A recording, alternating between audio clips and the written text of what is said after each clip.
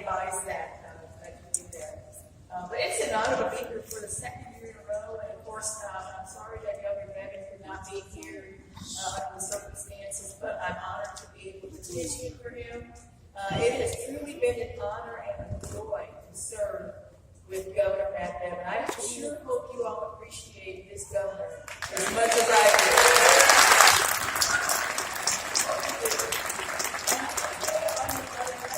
In November of 2015, I remember they were marshaling us backstage, in preparation to come out and make our acceptance speeches. And they had us all lined up, me, my husband, my mom, the Bevin 11, all our friends. And I just had a moment. I turned around, I looked at Governor Bevin, Governor-elect Bevin, and I said, "You're going to be my governor.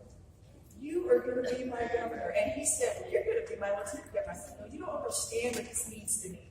That you are my governor, because I know the great things you're going to do for Kentucky. It's going to be fantastic." And I have not been disappointed. And boy, just this week alone, it's been a fantastic week. It's a fantastic week.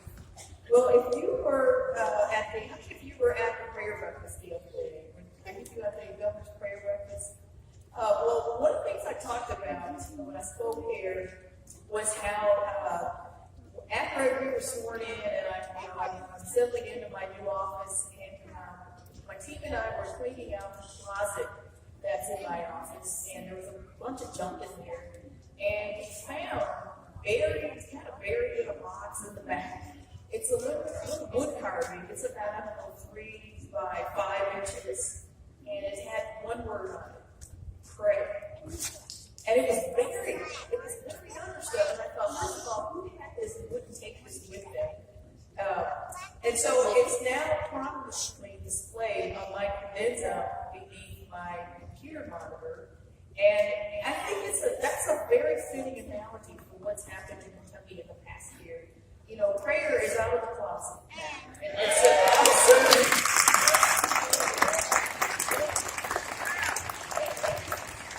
a blessing to be able to share not only the good things that have been happening in Kentucky, but to share the pieces of my personal story and the role that God played in my life to get me to this chair. Because, ladies and gentlemen, you are looking at probably the only person you'll ever meet in your lifetime who will think that you ever wanted to run for office.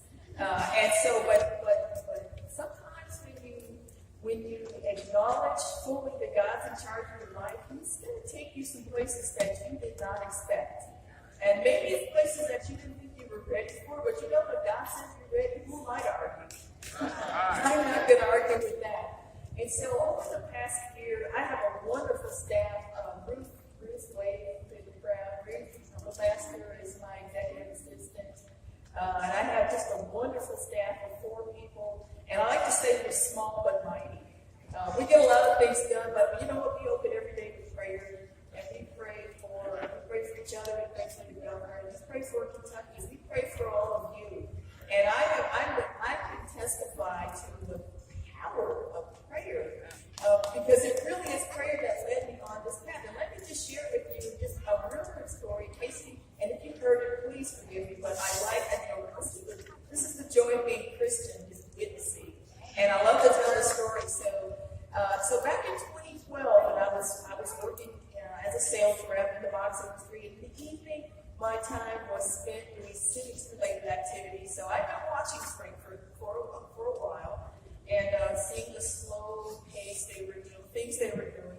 But I was active in the Tea Party, and I was doing those activities in the evening, gathering information, talking to my elected officials, trying to find out the policies and bills they were working on.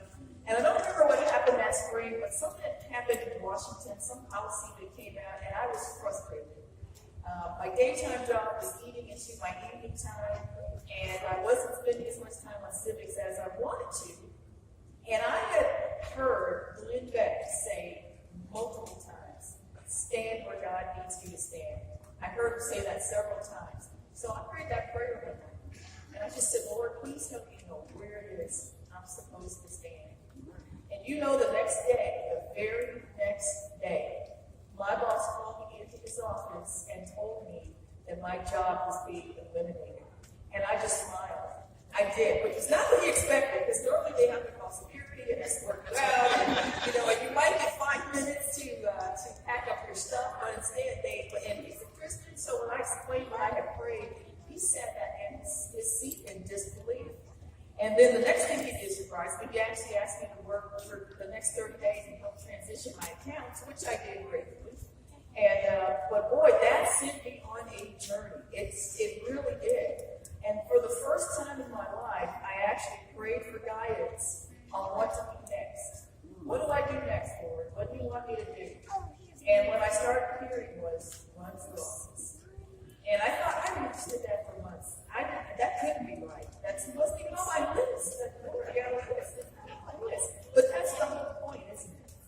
That's the whole point, to listening, being still, listening, and being obedient to God, because He will place you where He needs to place you. He really will. And I'm the first to testify to that. So here I find myself, I've been in office for 14 months, a little over 14 months, and it has truly been a joy to meet the people of Kentucky, get to know a lot of Kentuckians on a deeper scale.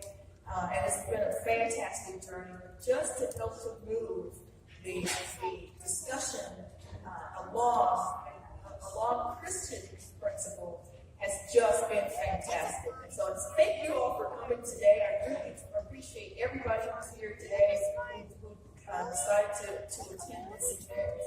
It's been a amazing journey.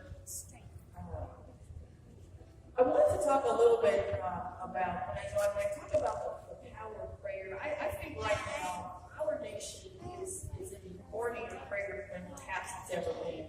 In some measure, for those of you gray haired who remember the 1960s, this kind of feels like the 1960s a little bit to me, where you've got people out protesting, you've got people angry, people are throwing things at law enforcement, and it's just wrong. I can speak to anyone. I can have a conversation with someone whose beliefs are 180 degrees from my own, but you can't be yelling, you can't be throwing things at me. And so I just see this instability sort of growing. And sometimes I have this thought, I think, wow, Satan is having a field day right now. It's way too easy to press buttons right now. It really is. And you guys remember a few years ago, people were wearing bracelets, WWJD. Remember that? What would Jesus do? You guys remember that? You had one. And I thought about that, because sometimes I'll see these things, the footage on TV, and I'll get angry at them, and then I have to stop and think, well, no, that's not the right response.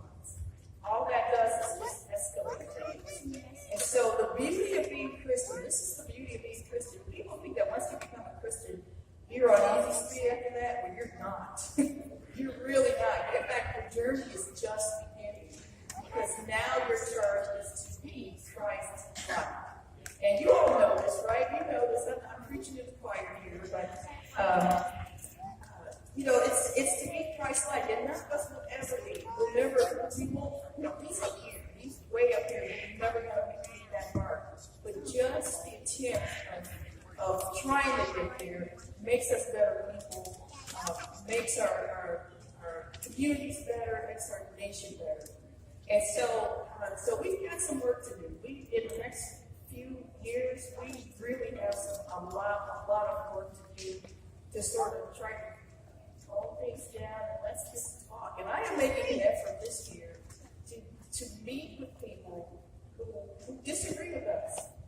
People who are angry about some of the things that we're doing. I really want to meet with some of the folks. And just a small group of people, because I find the larger crowd, the more unruly it is. But I'm making an effort to meet with small groups of people just to try to understand their point of view and try to have a civil discussion. And I would urge you to do that too. For those of you who remember Dr. King, and I'm 58 years old, so I was 10 years old the year that he was killed. And I remember seeing the footage of the marchers, they turned the dogs and the police on them. And I always wondered one thing, for most of my life, I wondered why those marchers never struck back. They never did. If you watch it, they wouldn't they never did. Well, I found out the answer, again, from all places on the Glenn Beck show, when he had LT King on, who is Dr. King's niece. And it turns out that the marchers had to sign a 10-point pledge of nonviolence. And Google this when you have a chance. It's 10 points. And the very first point says, before you march, reflect on the teachings of Jesus. And then one of the other points that I remember especially says, avoid violence, heart and tongue. And just imagine if every American just followed that last point, we wouldn't post half the things that get posted on social media, right? We would not, because that's a form of incivility too, and we just need to watch what we're doing. It just really struck me how dedicated those marchers were to the cause, that they were not going to take they knew it would harm their cause if there was violence. And so they all agreed to this pledge. And in fact, LT King talks about how she actually violated the pledge when she was a teenager. She was marching and she went to the aid of a friend who, I guess the policeman had got her a little out of line. She went and I don't know if she pushed the person, pushed the police officer, but she was in jail and she called her parents.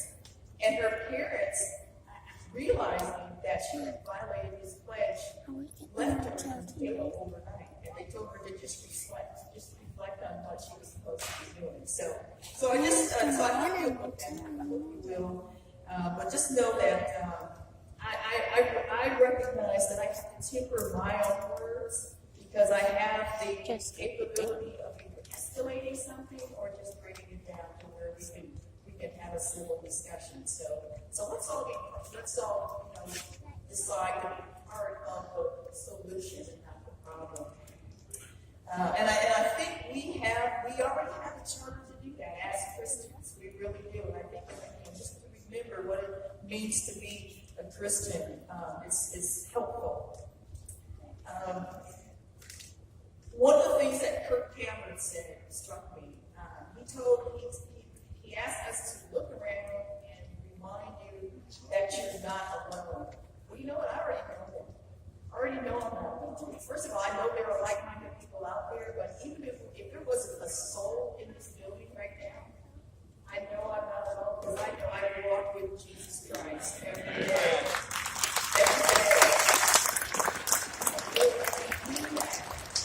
I could not have gotten through a grueling 10-month campaign in 2015 without him, nor could I have gotten through the first year in office without him. And I know, and I have a reminder that pops up on my phone. My reminder used to be, it's not about you, it's about God, but I changed it. Here, the deacon prayed a couple of Sundays ago in my church. Actually, on January 1st, I changed it to something I heard him say in his prayer. His prayer said, Lord, help me be a better servant.